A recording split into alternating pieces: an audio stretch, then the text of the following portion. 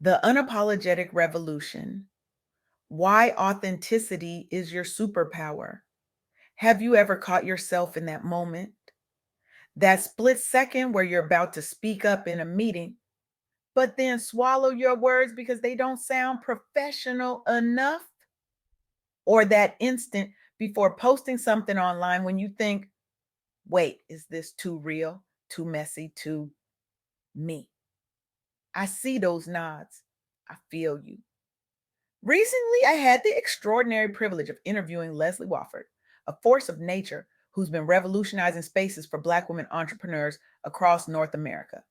What struck me most wasn't just her impressive list of accomplishments, though, trust me, that list is longer than a line at Starbucks on a Monday morning, but rather how she's built her entire empire on one radical principle: unapologetic authenticity.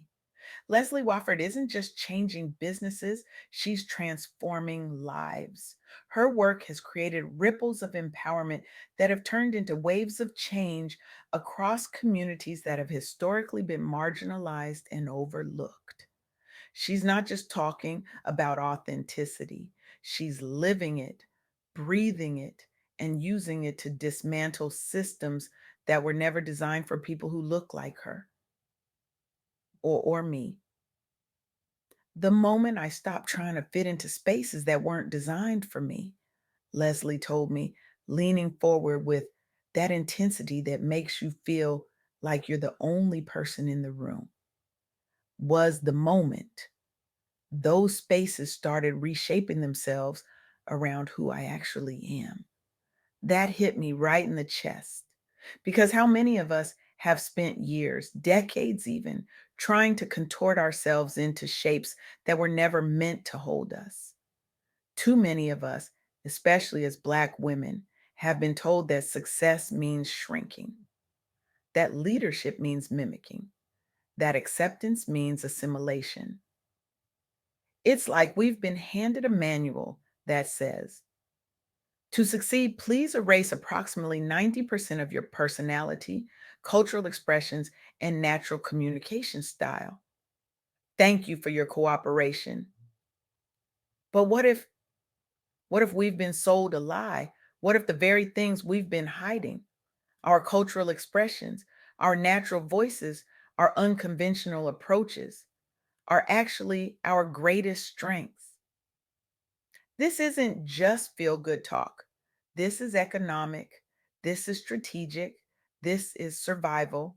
Let me share something powerful that emerged from my conversation with Leslie. She introduced me to Leslie Gottlieb, founder of Arapreneur.co, a Toronto based community that's become a sanctuary for female entrepreneurs across Canada. When Gottlieb first launched her platform, the business world looked at her sideways. Who does she think she is? They whispered. Another woman trying to carve out space in an already crowded market. The business landscape was about as welcoming as a swimming pool in February. But here's what made her different. Instead of mimicking the sterile, competitive environments that dominated entrepreneurial spaces, she created something revolutionary: a community where vulnerability wasn't just allowed, but celebrated, where women could share their real stories, their real struggles, without fear of judgment. The result? Arapreneur.co didn't just survive, it thrived. It became a trusted resource that fostered collaborations instead of competition, all because Gottlieb refused to build another carbon copy of what already existed. She built what she wished she'd had: a radically inclusive network rooted in honesty. That's not just nice, that's genius. That's not just heartwarming, that's business strategy at its finest. But authenticity isn't just about big, bold moves. Sometimes it's about the quiet courage to begin before you feel ready. Consider Leslie Grotjohn, a self taught baker who launched her business without formal training or institutional backing.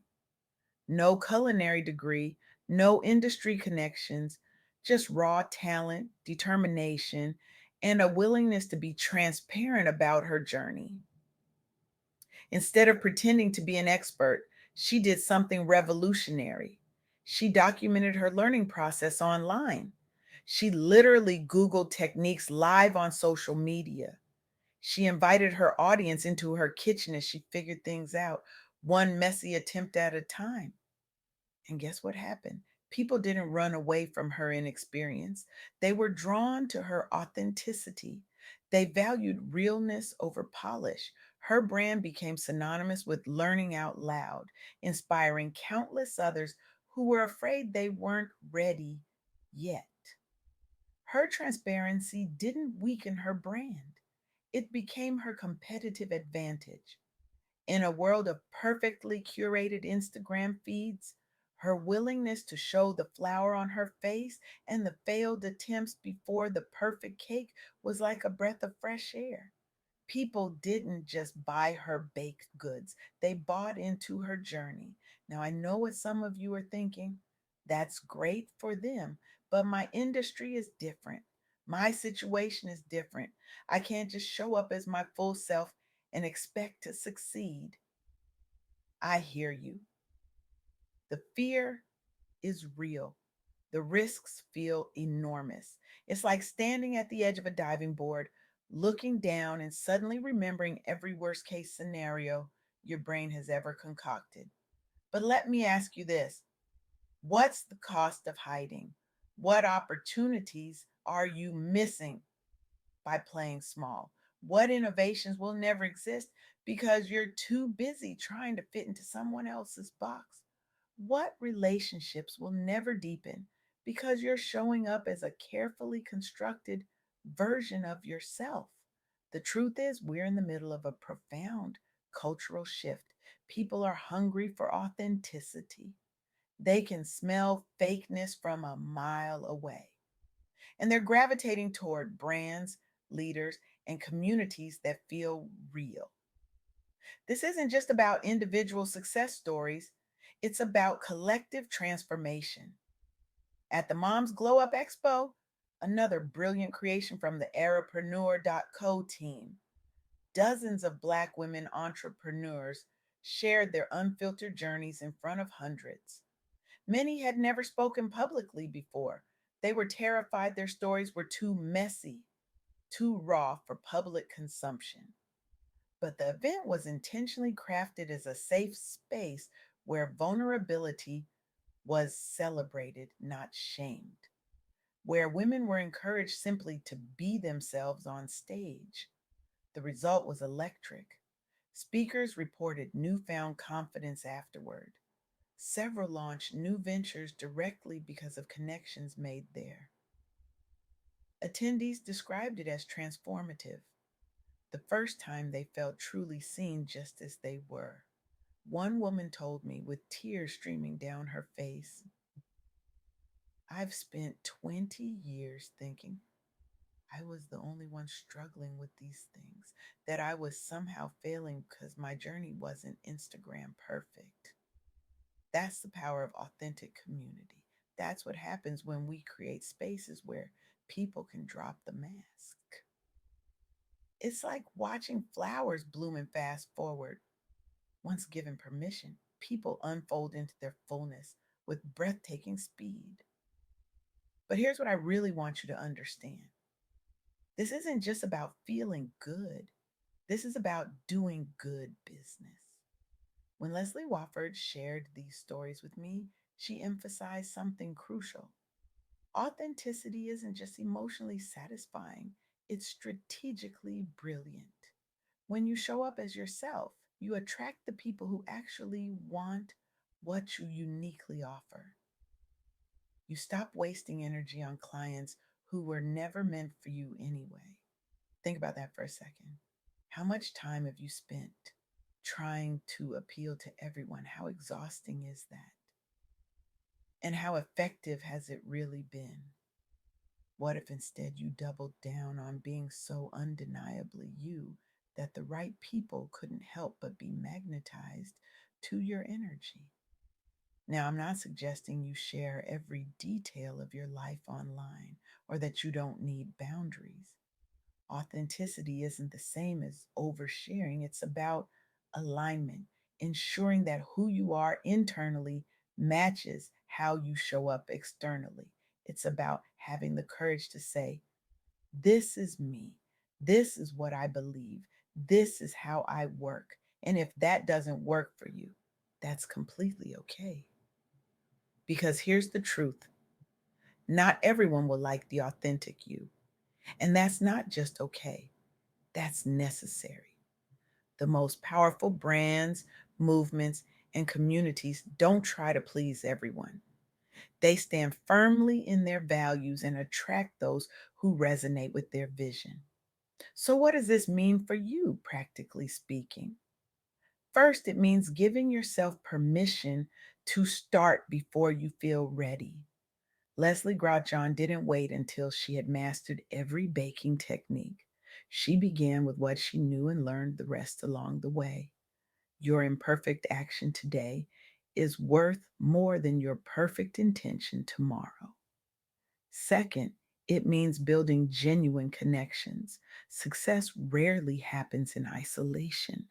Find your people, those who will celebrate your wins, help you process your losses, and remind you of who you are when you forget. These aren't just nice to have relationships, they're essential infrastructure for your journey.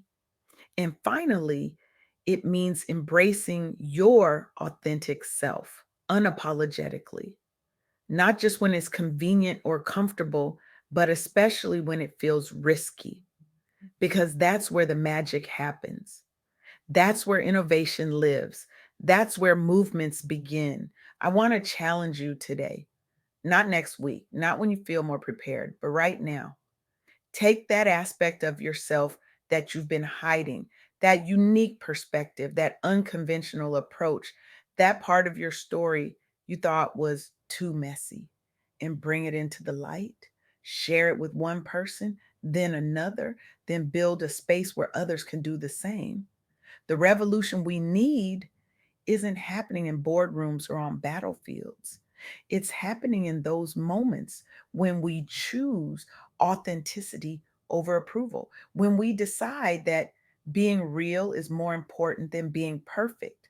This is your invitation to join the unapologetic revolution, to stop waiting for permission to be fully yourself, to recognize that your authenticity isn't just your superpower. It's the gift the world is waiting for you to unwrap. The question isn't whether you're ready. The question is, what might be possible if you showed up fully, completely, authentically you right now? The world doesn't need another carbon copy. The world needs your voice, your perspective, your approach, even, no, especially if it doesn't fit neatly into existing boxes. So stand tall, speak up, show up, not as who you think you should be, but as who you truly are. Because in a world obsessed with filters and facades, your authenticity isn't just refreshing, it's revolutionary. And revolutions, my friends, start with a single brave soul who dares to be real. Are you ready to be that person?